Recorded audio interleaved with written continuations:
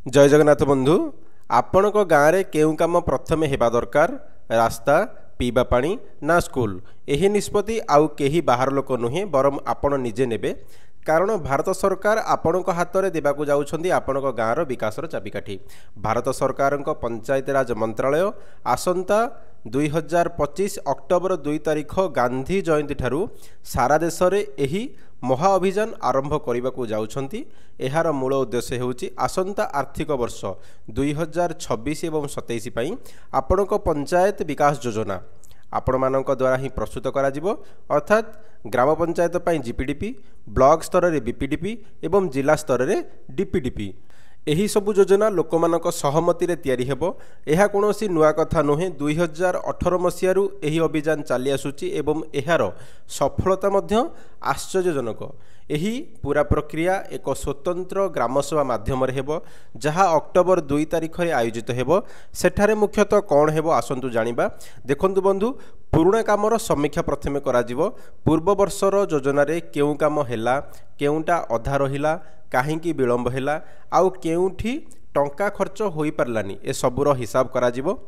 ता सहित डिजिटल माध्यम व्यवहार करा जियो जेमिति कि एही समीक्षा पई ई ग्राम स्वराज पोर्टाल मेरी पंचायत एप्लिकेशन पंचायत निर्णय एप्लिकेशन एवं सभासार भली मोबाइल एप्लिकेशन एवं पोर्टाल रो सहाय्य मध्य निया जिवो। ता सहित नुआ आवश्यकता चिन्हट करा जिवो जेमिति कि गाँवर प्रकृत आवश्यकता कौन ताहा उपरे खोला खोली आलोचना हेबो। आपणक प्रस्ताव को गुरुत्व दिया जिवो।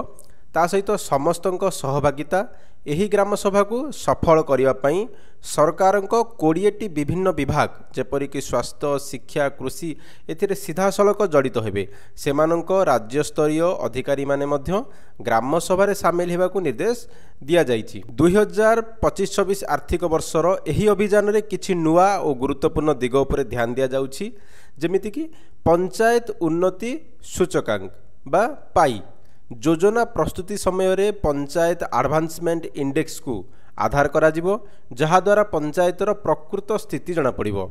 आदिवासी को सशक्तिकरण पई मध्य आलोचना करा जिवो। आदिवासी भाई भौणी को विकास पई आदि कर्मयोगी अभियान माध्यम रे स्वतंत्र योजना करा जिवो।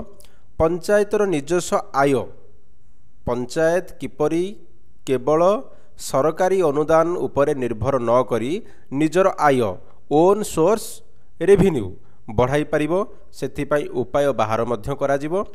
पारदर्शिता और उत्तरदायित्व को नहीं सबु कामर सूचना पब्लिक इनफॉरमेशन बोर्ड रे लगा जिवो। प्रत्येक स्तर रे नोडाल ऑफिसर नियुक्ति हेबे एवं लोकन को सहाय्य करिया पई स्वतंत्र फैसिलिटेटर मानकू तालीम दिया जिवो। देखंतु बंधु एही महा अभियानर प्रकृत नायक होउछंदी आपण माने। आपणक सक्रिय अंशग्रहण बिना यह सफल हो पारिबो नाही। तेणु आपण कौन करिवे ग्राम सभा रे निश्चय जोग दियंतु।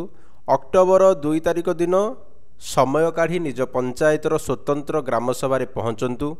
निज मत रखंतु चुप रुहंतु नाही। आपणक अंचलर समस्या और तार समाधान विषय रे खोलाखोली भावे कहंतु।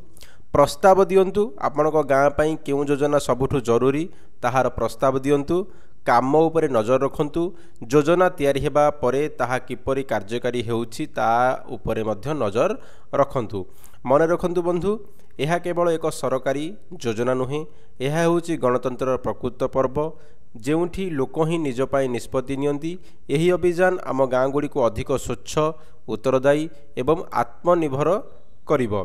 तेबे आसंतु समस्ते मिसी सबकी योजना सबका विकास अभियान को सफल करिबा एवं आम गाँ को एक आदर्श गाँव रे परिणत करिबा। जदि यही गुरुत्वपूर्ण सूचना आपन को भल लागिला तेबे वीडियो को निश्चित भाव में लाइक करिवे एवं अन्य मानक सहित शेयर करिवे। धन्यवाद। Thank you for watching.